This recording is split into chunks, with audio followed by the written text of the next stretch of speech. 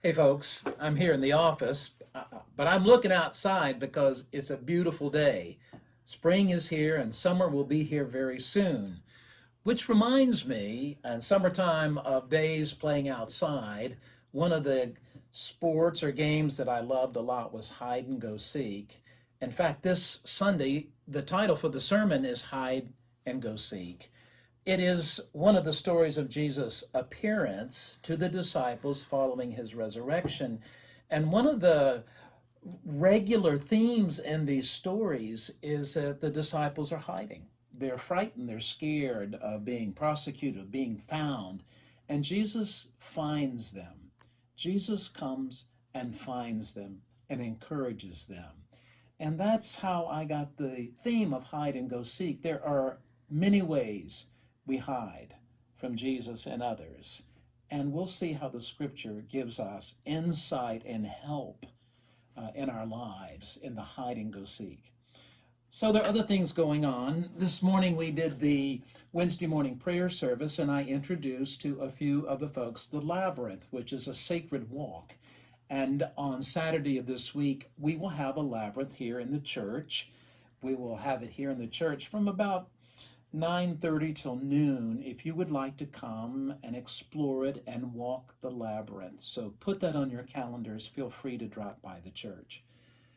This is the time of year when we get lots of reports, annual reports for the many different missions and ministries we support, and Campbell is very strong in mission. It gives and supports mission work locally, globally, and nationally. So I want to tell you about a few of those. First is to tell you about our district, which we call a presbytery. We belong to the Presbytery of the James. Their offices are in Richmond. About 100 churches make up our presbytery.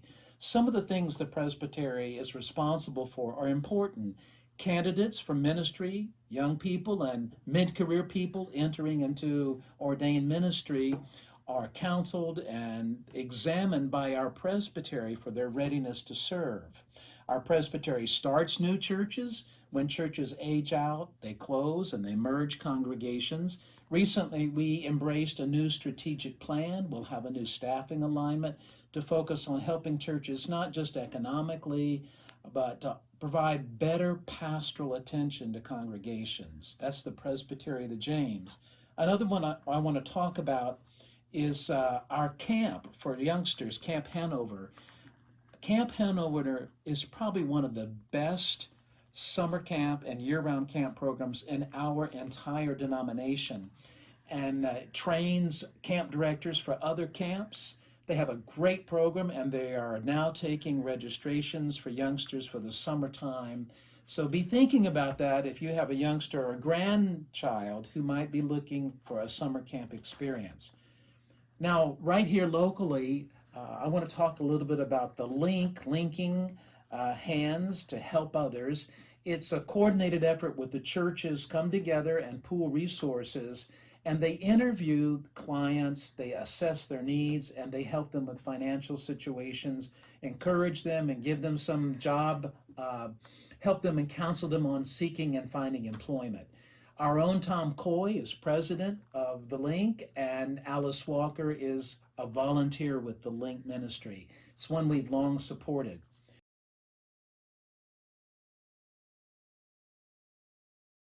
So let's think globally. The denomination that we are part of has mission workers around the world, and one or two that I want to mention are the Hans. The Hans serve in Southeast Asia, and they serve to provide strategic help and planning for our other mission workers in Southeast Asia, and they provide pastoral care for mission workers and their families. And then I want to mention to you Paula Cooker, who was our liaison to East Central Africa. So think of Kenya, Zambia, and she helps set up programs that are nutrition programs, agribusiness. She's involved in helping with education and educational institutions. It's very comprehensive work, and she's our liaison there. She got interested because she went to Africa as a volunteer, and now she's a full-time mission worker. And finally, a national program, and the one that I mention a lot, is Presbyterian Disaster Assistance. They are in almost every state of our nation, providing response to national crisis, tornadoes and hurricanes, school shootings, and other kinds of crisis. They provide physical assistance, but they also attend to emotional care and spiritual care for people who've been traumatized by crisis. That's a lot of ministry. I've said a lot in a short amount of time, but I want you to know that you're part of something remarkable, life-changing, and helping to sustain and care of people here in our neighborhood, nationally, and overseas. And on behalf of all those folks, I want to say thank you for your generosity and your strong hearts. So until Sunday, and we'll be here 10 o'clock in the parking lot, take care of one another, look after one another. Goodbye, my friends, and God bless. Amazing grace, how sweet the sound that saved a wretch like me. I once was lost, but now am found, was blind, but now I see. Grace, grace, God's grace, grace that will pardon and cleanse within. Grace, grace, God's grace, grace that is greater than all our sin. 'Twas grace that taught my heart to fear, and grace my fears relieved. How precious did that grace appear the hour I first believed. Grace, grace, God's grace, grace that will pardon and cleanse within. Grace, grace, God's grace, grace that is greater than all our sin. I was blind, but now I see. Jesus came to set me free. I am cleansed within by His matchless grace with the blood He shed for me.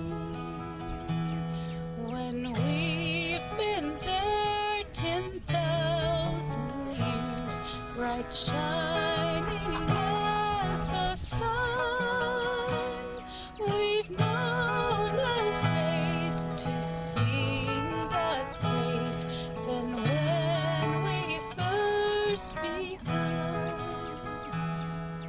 Grace, grace, God's grace, grace that will pardon and cleanse within.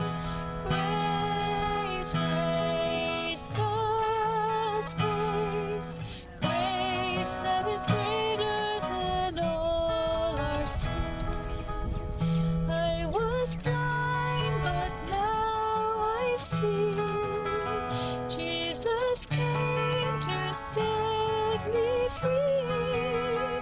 I am cleansed within by His matchless grace with the blood He shed for me. I am cleansed within by His matchless grace with the blood He shed for me. Amazing grace,